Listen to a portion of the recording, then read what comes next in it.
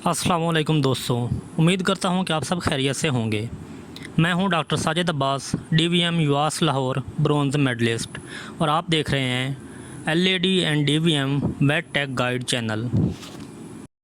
आज मैं आप लोगों को इंतहाई अहम टॉपिक के बारे में बताने जा रहा हूँ। जैसा कि आप सबको मालूम है कि आजकल पाकिस्तान में एक इंतहाई अहम बीमारी, जिसको हम एलएसडी या गिल्टियों वाली बीमारी भी कहते हैं, फैली हुई है। बहुत से दोस्तों ने इसके बारे में सवालात किए हैं। आज हम इस बीमारी के बारे में और इन सवालात के जवाबात के बारे में जानेंगे। दोस्तों, एलएसडी लंपी स्किन डिजीज़ या गिल्टियों वाली बीमारी एक वायरस की बीमारी है। इस वायरस का ताल्लुक़ पॉक्सविराइडी फैमिली से है। ये बीमारी ज़्यादातर गर्म नमदार मौसम में होती है, लेकिन सर्दियों में भी हो सकती है। अलामात: इस बीमारी में जानवर को बहुत तेज़ बुखार, आँखों से पानी, मुंह से जाग, नाक से पानी और जिस्म पर ख़ास किस्म की गिल्टियों का मौजूद होना है। ये गिल्टियाँ जानवर के अंदरूनी अज़ा, गोश्त, निज़ाम तनफ़ुस और निज़ाम तौलीद की झिल्ली पर भी हो सकती हैं। इसमें जानवर के हवाना, पेट और गर्दन के नीचे और टांगों पर सोजिश हो जाती है। ज़रूरी नहीं कि एक ही जानवर में ये तमाम अलामात मौजूद हों। हो सकता है कि किसी जानवर में ये तमाम अलामात मौजूद हों, लेकिन किसी में इनमें से चंद एक अलामात भी मौजूद हो सकती हैं। ये बीमारी किस तरह फैलती है? एक मुतासरा जानवर से सेहतमंद जानवर को ये बीमारी कैसे लग सकती है? तो ये बीमारी ज़्यादातर मच्छरों, मक्खियों और चिचड़ों के ज़रिए सेहतमंद जानवर तक फैलती है। तजर्बात से मालूम हुआ है कि ये बीमारी मुतासरा जानवर की राल, जिसको हम लुआब या थूक भी कहते हैं, उससे भी सेहतमंद जानवर तक फैल सकती है। इस बीमारी से जानवर के बीमार होने के इम्कानात 5 से 50% तक हैं, जबकि जानवर के मरने के इम्कानात इस बीमारी में बहुत कम होते हैं। अब हम इस बीमारी के इलाज के बारे में जानेंगे। जैसा कि हम जानते हैं कि ये एक वायरस की बीमारी है, इसका कोई भी मखसूस इलाज नहीं है। हमें अलामतों को जहन में रख के इलाज तजवीज़ करना है। तो इसमें से हमें जो सबसे चीज़ें जहन में रखनी हैं वो ये हैं कि एक तो हमने जानवर की स्ट्रेस को कम करना है, ताकि जानवर जो वक्ती तौर पे उसके ऊपर स्ट्रेस आई हुई है वो कम हो। दूसरा, हम जानवर के क़ुव्वत मुदाफ़अत, जिसको हम इम्यून सिस्टम भी कहते हैं, उसको बढ़ाने की कोशिश करते हैं, क्योंकि जानवर ने इस बीमारी से रिकवर अपने क़ुव्वत मुदाफ़अत की बिना पे होना है। और तीसरा, हमें जानवर को दूसरी बीमारियों के हमले से बचाना है, क्योंकि जब एक जानवर स्ट्रेस में आ जाता है तो बहुत ज़्यादा चांस हो जाते हैं कि उसको कोई भी ऊपर से बैक्टीरियल इन्फेक्शन भी हो सकता है, उसको किसी भी किस्म के बैक्टीरिया का अटैक हो सकता है। तो हमें उन बैक्टीरिया के अटैक से भी जानवर को बचाना है। तो इस मकसद के लिए हमें जानवर का ट्रीटमेंट करना ज़रूरी होता है। तो आइए देखते हैं कि गिल्टियों वाली बीमारी वाले जानवर का इलाज हमने किस तरह करना है। तो दोस्तों, university of veterinary and animal sciences के माइक्रोबायोलॉजिस्ट की रिसर्च के मुताबिक आइवरमेक्टिन में कुछ ना कुछ वायरस के ख़िलाफ़ लड़ने की सलाहियत होती है। आइवरमेक्टिन वायरस को किसी हद तक मार सकता है। तो इस वजह से सबसे पहले हम जानवर को एक शॉट आइवरमेक्टिन का लगाएंगे, और मुख्तलिफ़ ब्रांड्स आ रहे हैं। तो मैंने जो इस्तेमाल किया है वो है ज़ोरामैक। 1 ml पर 100 kg 1 cc 100 किलोग्राम वज़न के लिहाज से जानवर को जल्द में ये टीका लगाना है, और ये सिर्फ़ एक बार लगाना है।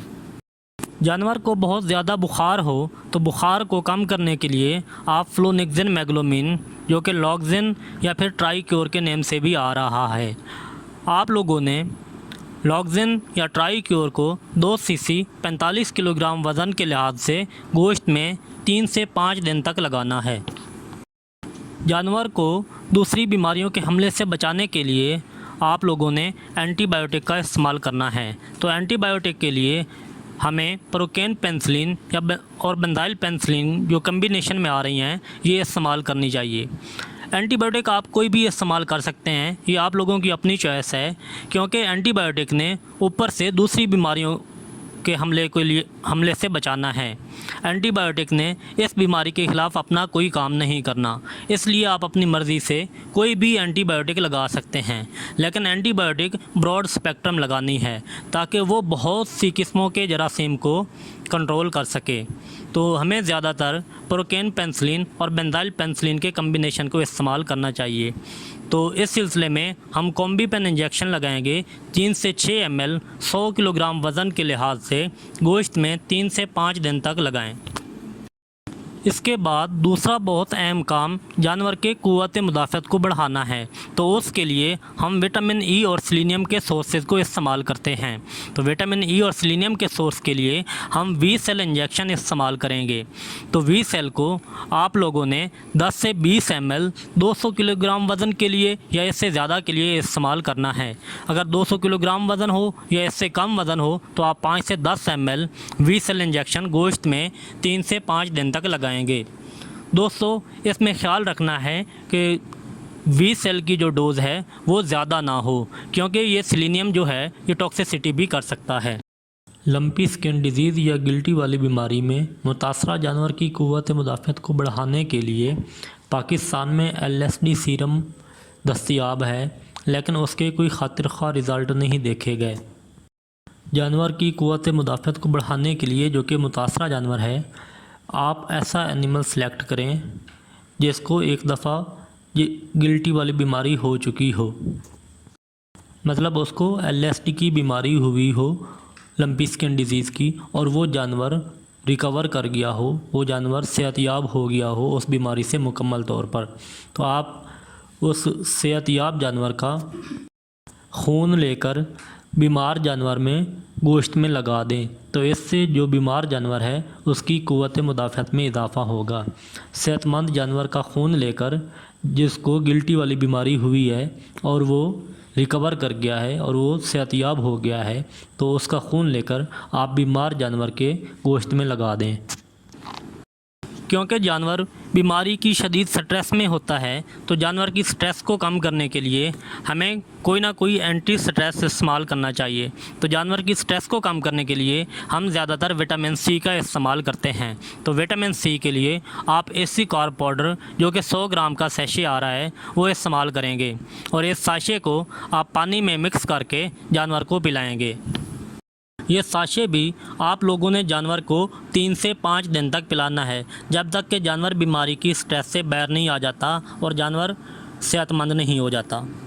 अगर जानवर के पाँव, हैवाना, पेट के नीचे और गर्दन के नीचे सोजिश है तो उसके लिए आप लोग लीवर टॉनिक जो कि जिगर को ताकत देते हैं वो इस्तेमाल करेंगे। लीवर टॉनिक में हम ज़्यादातर फिनॉक्सी 2 मिथाइल 2 प्रोपियोनिक एसिड इस्तेमाल करते हैं, तो उसके लिए आप लोग हैपागन, हैपागार्ड इस्तेमाल कर सकते हैं। तो हैपागन जो आप लोगों ने इस्तेमाल करना है वो 1 ml पर 10 kg बॉडी वेट के हिसाब से जानवर को गोश्त में 3 से 5 दिन तक लगाना है। अगर जानवर का वज़न 10 किलोग्राम है तो आप उसको 1 cc हैपागन या हैपागार्ड गोश्त में लगाएंगे, और इस हिसाब से आप लोगों ने इसकी जो डोज़ है वो कैलकुलेट कर लेनी है, और 3 से 5 दिन तक आप लोगों ने गोश्त में ये लगाना है। साथ में आप लोग जानवर को डाईयूरेटिक लगाएंगे। डाईयूरेटिक में आप लोग फ्रूजामाइड जो कि डियूरेटिक के नेम से आ रहा है उसको 3 ml 100 किलोग्राम वज़न के लिहाज से जानवर को गोश्त में लगाएंगे। अगर जानवर प्रेग्नेंट है तो हमें स्टीरॉयड से बचना चाहिए। अगर 1 या 2 शॉट लगाने की ज़रूरत पड़ती है स्टीरॉयड की सोजिश को कम करने के लिए, क्योंकि सोजिश को कम करने में स्टीरॉयड बहुत अहम किरदार अदा करते हैं, तो उसके लिए आप आइसोफ्लोप्रिडोन एसीटेट को इस्तेमाल कर सकते हैं, क्योंकि ये प्रेगनेंसी सेफ भी है और ये जानवर के दूध को भी खुश्क नहीं करता। तो आइसोफ्लोप्रिडोन एसीटेट के लिए आप लोग आइसोप्रेड या प्रेडेफ इस्तेमाल करेंगे। आइसोप्रेड या प्रेडेफ को अगर जानवर फुल मैच्योर है, मतलब पूरा वज़न हासिल कर चुका है, तो उसके लिए आप 10 से 15 ml इस्तेमाल करेंगे, इससे ज़्यादा इस्तेमाल नहीं करना, और इससे कम वज़न के लिए इस लिहाज से मिकदार को कम करते जाएंगे। अगर जानवर प्रेग्नेंट है तो आप लोग स्टीरॉयड से इज्तनाब करें। अगर लगाना भी पड़ता है तो आप आइसोफ्लोप्रिडोन एसीटेट को इस्तेमाल करें। अगर जानवर ऑफ फीड हो गया है, मतलब खाना पीना छोड़ दिया है, तो उसके लिए आप लोग रुमिनोटॉरिक्स इस्तेमाल करेंगे। मतलब कुछ ऐसी चीज़ इस्तेमाल करेंगे जो कि जानवर को भूख लगवाएं। तो उसके लिए हम स्टीरॉयड भी इस्तेमाल कर सकते हैं। लेकिन फिर से याद रखना है कि अगर जानवर प्रेग्नेंट है तो उसके लिए हम स्टीरॉयड से इज्तनाब करेंगे। अगर लगाना भी पड़ता है तो आइसोफ्लोप्रिडोन एसीटेट का इंतखाब करेंगे। और रुमिनोटॉरिक्स के लिए हम र्यूमन बूस्टर को इस्तेमाल करेंगे। र्यूमन बूस्टर जो है, इसके अंदर रुमिनोटॉरिक्स होते हैं और ये जानवर को भूख लगाता है। ये 100 ग्राम की पैकिंग में आ रहा है। आप लोगों ने जानवर को 100 ग्राम सुबह और 100 ग्राम शाम खुराक में मिक्स करके देना है, या फिर आप पानी में भी मिक्स करके दे सकते हैं।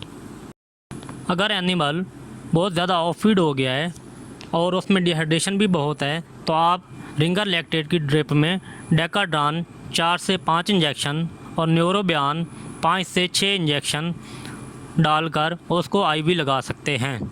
और साथ में स्लोन एम को या फिर प्रेडनिसोलोन को आप इंट्रामस्कुलर 10 ml कर दें। इससे जानवर बहुत जल्द खुराक खाने की तरफ आ जाएगा और साथ में जानवर की सोजिश भी बहुत जल्द कम होगी इससे।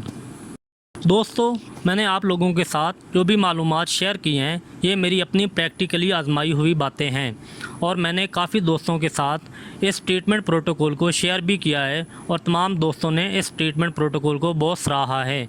इस प्रोटोकॉल ने बहुत अच्छे रिज़ल्ट दिए हैं। अब मैं उन सवालों के जवाब दूंगा जो अक्सर दोस्त मुझसे पूछते हैं कि क्या ये बीमारी LSD या गिल्टियों वाली बीमारी भैंस को भी हो सकती है। तो ये बीमारी ज़्यादातर गाय में पाई जाती है, जबकि भैंस में भी इसके कुछ केसेस कराची से रिपोर्ट होना शुरू हुए हैं। इस बीमारी से बचाव के लिए हमें क्या करना चाहिए? तो इस बीमारी से बचाव के लिए आप लोगों को बायोसिक्योरिटी पर पूरा अमल करना चाहिए और साथ में अपने सेहतमंद जानवरों की वैक्सीन करनी चाहिए। तो वैक्सीन जो पाकिस्तान में LSD, लंबी स्किन डिजीज़ या गिल्टियों वाली बीमारी की आ रही है, उसमें से हमें ज़्यादातर लंपी वैक जो कि हुज़ैफ़ा इंटरनेशनल वाले इंपोर्ट करवा रहे हैं, उसको इस्तेमाल करना चाहिए। उसके रिज़ल्ट भी अच्छे हैं और इकोनॉमिकल भी है। क्या वैक्सीन वाले जानवर को बीमारी हो सकती है? तो जी हाँ, वैक्सीन वाले जानवर को भी बीमारी हो सकती है, क्योंकि कोई भी वैक्सीन ऐसी नहीं है जो कि 100% श्योरिटी दे, जिसकी एफिकेसी 100% हो। कोई भी ऐसी वैक्सीन अवेलेबल नहीं है। तो वैक्सीन वाले जानवर को भी बीमारी हो सकती है, लेकिन वैक्सीन वाले जानवर में बीमारी की शिद्दत बहुत कम होती है। बहुत से जानवर ऐसे भी मैंने देखे हैं जिनमें वैक्सीन हुई थी और अगर बीमारी आई है तो जानवर खुद ब खुद रिकवर हो गए हैं। उन्हें किसी किस्म का कोई इंजेक्शन लगाने की ज़रूरत नहीं पड़ी, उनको किसी किस्म के कोई ट्रीटमेंट की ज़रूरत नहीं पड़ी। अगर किसी को ट्रीटमेंट की ज़रूरत पड़ी है, किसी ने ज़्यादा स्ट्रेस भी लिया बीमारी में, तो उनको ये ट्रीटमेंट प्रोटोकॉल सिर्फ 1 से 2 दिन के लिए इस्तेमाल करवाना पड़ा है और जानवर रिकवर हो गए हैं। जबकि जिन जानवरों की वैक्सीन नहीं हुई थी, उन जानवरों को ऊपर जो बयान किया गया है ट्रीटमेंट प्रोटोकॉल, ये तकरीबन 3 से 5 दिन तक इस्तेमाल करवाना पड़ा है और ज़्यादातर जानवर 5वें दिन जाके रिकवर हो जाते हैं। एक और अहम सवाल जो अक्सर डॉक्टर और LAD हजरात भी पूछते हैं कि हमें वायरल डिजीज़ में LSD में कौन सी एंटीबायोटिक इस्तेमाल करनी चाहिए। तो एंटीबायोटिक इस बीमारी के अगेंस्ट कुछ भी नहीं करती। एंटीबायोटिक ने सिर्फ़ और सिर्फ ऊपर से होने वाली दूसरी बीमारी से बचाना होता है। तो आप इस केस में अपनी चॉइस के लिहाज से कोई भी एंटीबायोटिक जो कि ब्रॉड स्पेक्ट्रम हो इस्तेमाल कर सकते हैं। मैंने ज़्यादातर पेनिसिलिन से रिज़ल्ट लिए हैं, लेकिन मैं आप लोगों को ये मशवरा दूंगा कि आप लोग जानवर के सिस्टम के लिहाज से जो सबसे ज़्यादा अफेक्टेड है, उस लिहाज से एंटीबायोटिक को चूज़ करें। अगर आप लोगों को लग रहा है कि इस डिज़ीज़ की वजह से जानवर का निज़ाम तनफ़ुस जो है, रेस्पिरेटरी सिस्टम जो है, उसमें मसाइल ज़्यादा आ रहे हैं, तो आप उसके लिए टाइलोसिन इस्तेमाल कर सकते हैं। टाइजेंट और टाइलोट्रिम कोई भी आप सिलेक्ट कर लें। यह टाइलोसिन और जेंटामाइसिन का कॉम्बिनेशन है। अगर आप लोगों को लगता है कि इस बीमारी की स्ट्रेस की वजह से जानवर में ज़्यादातर निज़ाम हज़म का मसला बन रहा है, तो आप उसके लिए एनरोफ्लॉक्सासिन इस्तेमाल कर सकते हैं।